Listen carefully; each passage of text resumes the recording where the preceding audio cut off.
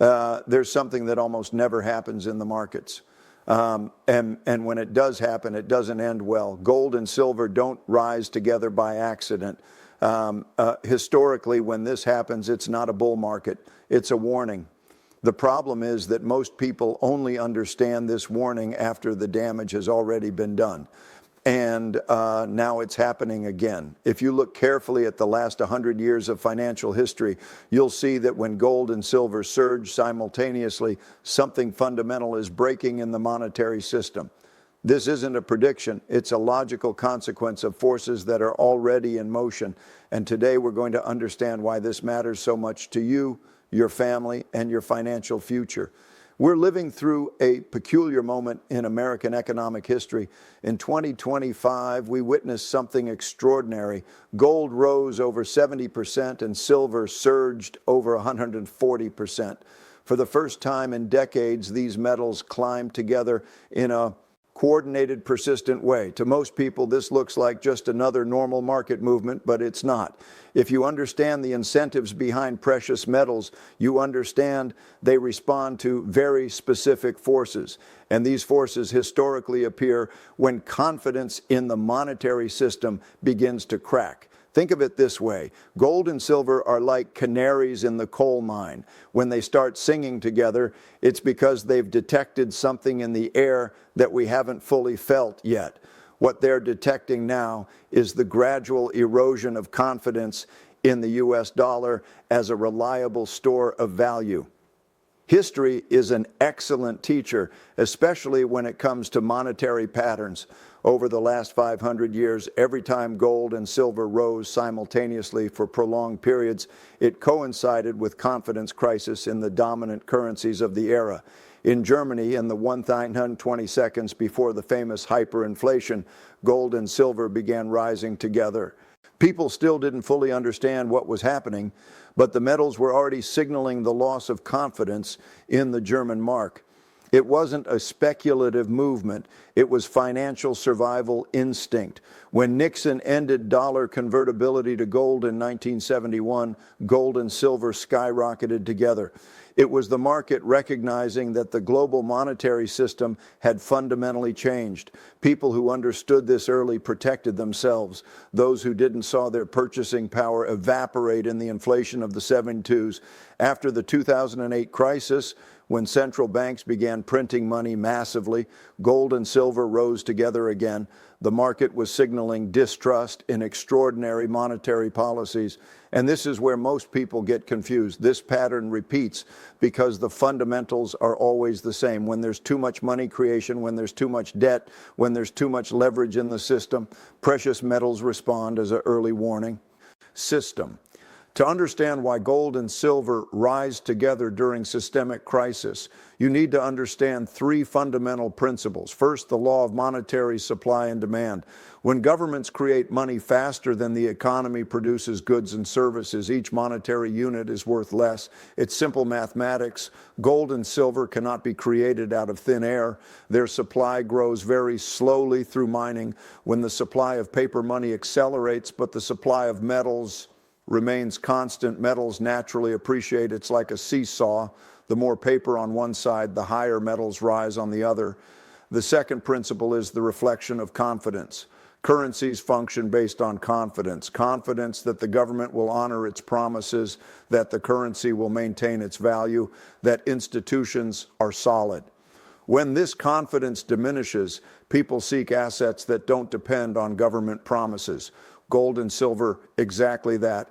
Intrinsic value independent of policies or promises.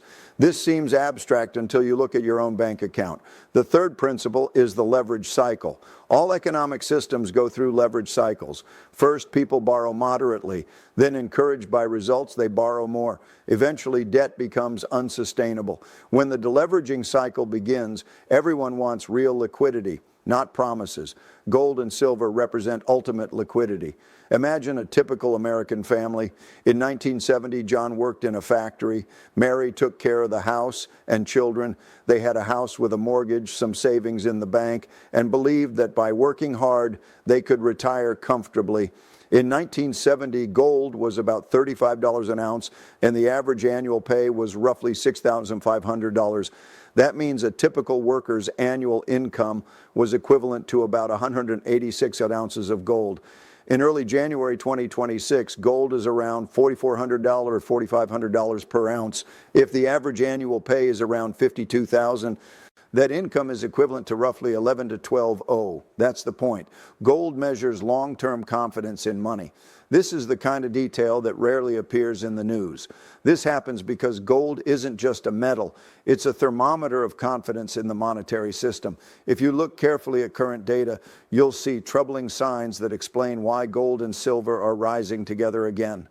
By late 2025, U.S. federal debt had moved above $38 trillion, and as that burden grows, so do interest costs, pressuring budgets and limiting policy choices.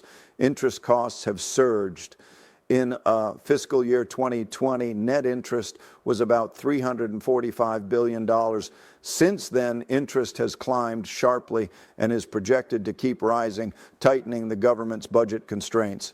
CBO projections show interest costs rising substantially over time, reaching much higher levels in the coming decade. Historically, this is exactly the point where the mistake happened. Since 2008, the Federal Reserve has expanded the monetary base in unprecedented ways. In crisis moments, they create trillions of dollars with a few computer clicks. Each dollar created dilutes the value of existing dollars. It's like adding water to milk. The volume increases, but the concentration decreases. The American government systematically spends more than it collects. This isn't sustainable indefinitely. Eventually, either you cut spending or increase taxes or devalue the currency. Historically, the option almost always chosen is to devalue the currency. When there's geopolitical instability, countries begin questioning their dependence on the U.S. dollar. This reduces international demand for the dollar, pressuring its value. All these factors are happening simultaneously. It's no coincidence that gold and silver are responding. You might be thinking, this is all very interesting, but how does it affect my practical life? The answer is more than you imagine. When the dollar's value decreases, everything becomes more expensive. Not just imported items, but also energy, food, housing. Your retirement, which seems sufficient, might not be anymore. If you have $500,000 saved for retirement and real inflation is 7% per year, in 10 years, your purchasing power will be only $254,000 in current dollars. You've lost half your standard of living. Stocks and bonds are denominated in dollars. If the dollar loses value, these investments can rise nominally but lose real value. It's a dangerous illusion. Many people look at the stock market rising and think they're getting rich. But if we measure in terms of gold, they're often actually losing wealth. If you have fixed rate debt, monetary devaluation can be beneficial in the short term. You pay the debt with dollars worth less, but be careful. If inflation shoots up, the Federal Reserve might be forced to raise interest rates dramatically, causing a severe recession. And here's the point that matters most. This is the cruelest impact. People who work their entire lives, save diligently, and plan carefully can see their plans destroyed by monetary decisions over which they have no control. This is why understanding these cycles is crucial, based on historical patterns and fundamental principles. Here are practical guidelines to protect your family. First, intelligent diversification. Don't put all your eggs in the U.S. dollar basket. This doesn't mean selling everything and buying gold, but it means recognizing that currencies aren't immortal. An allocation of 5 to 10% in precious metals is a form of insurance against monetary depreciation. It's not to get rich quickly. It's to preserve wealth over time. Understand that we're in a late phase of the credit cycle, too much debt, too much stimulus, too much leverage. Historically, this ends with a major correction. Maintain sufficient liquidity to take advantage of opportunities when the cycle turns, when everyone is selling desperately. The best opportunities appear. The best protection against economic uncertainty are valuable skills and deep knowledge. These things cannot be devalued by politicians or central banks. Economic cycles are long. What you do today might not impact your life, but it will certainly impact the lives of your children and grandchildren. Planned thinking in decades, not years. This isn't a prediction. It's a logical consequence. No one can predict exactly how or when these cycles will unfold. What's important is understanding the patterns and preparing for multiple scenarios to navigate these uncertain times. Keep your eyes on key indicators like the speed of monetary creation, because when central banks accelerate money creation, historically this precedes periods of inflation and monetary instability. Observe real interest rates, which are nominal rates minus inflation. When real rates stay very negative for too long, this encourages speculative behaviors and bubbles. Pay attention to international demand for the dollar. If other countries begin reducing their dollar reserves or trading in other currencies, this pressures the dollar's value. And monitor the debt to GDP ratio. In January 2026, this ratio is at around 120% plus, a level that many economists consider problematic for long-term fiscal stability. When debt grows faster than the economy, eventually something has to give. Some major banks and research desks have published bullish targets for gold over the next couple of years, showing how seriously institutions are taking the shift in monetary risk. For silver, some specialists see significant upside potential considering the structural deficit that has persisted since 2021. This is the reality of the numbers, not sensationalism. To understand the current moment, it's useful to see the long-term perspective. Over the last 500 years, there have been several changes in the global monetary system. Between 1/500 to 1/600, Spain dominated with gold from the Americas. Between 1/1700 to 1/800, England dominated with the pound sterling. Between 1/900 to 20,000, the United States dominated with the dollar. Each transition happened when the dominant empire accumulated too much debt, lost economic competitiveness, and could no longer maintain its currency as a reliable standard. This isn't a prediction, it's an observable pattern. The United States still has many advantages: technology, universities, capital markets, legal system, but it also has growing disadvantages. High debt, persistent deficits, political polarization, aging infrastructure, supply chains for critical metals are concentrated geographically. When demand spikes, that concentration can amplify shortages and volatility. Recent reporting tied to the World Silver Survey shows industrial demand around 680.5 million ounces in 2024, with solar demand near 193.5 million ounces, highlighting that silver's story is not only monetary but also industrial. Silver has had a structural deficit for 5 consecutive years as industrial applications continue expanding. If you look carefully, all the patterns are aligned. The question isn't whether there will be changes in the global monetary system, but how and when.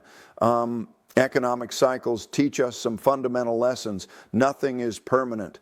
Systems that seem solid can change quickly.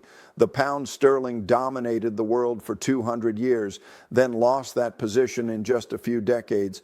Extremes always correct. When there's too much of something, debt, speculation, optimism, eventually there's a correction in the opposite direction.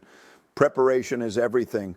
People who navigate crisis best are those who prepare during good times. Diversification is protection. Never depend completely on a single currency, a single government, or a single type of asset.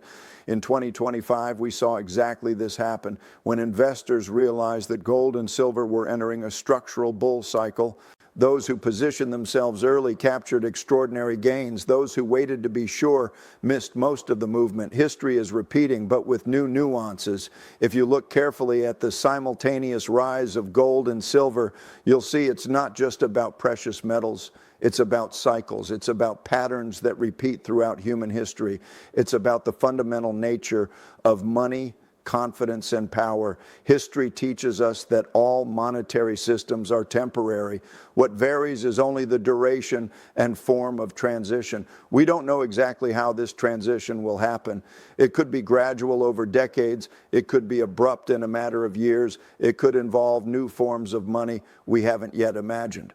What we know is that being prepared is never a mistake. when gold and silver rise together, they're telling us something important, that the current system is under stress, that changes are coming, that prudence is more valuable than speculation. It's not cause for panic, it's cause for preparation, because in the end, real wealth isn't in paper or promises. It's in your ability to adapt, to understand cycles, and to make decisions based on solid principles, not emotions. The wisdom of metals is ancient. They've survived all empires, all currencies, all crises, and they're rising together now for a reason. The question isn't whether you should pay attention. The question is, what are you going to do with this information? Because historically, those who understood these signals early didn't have to run.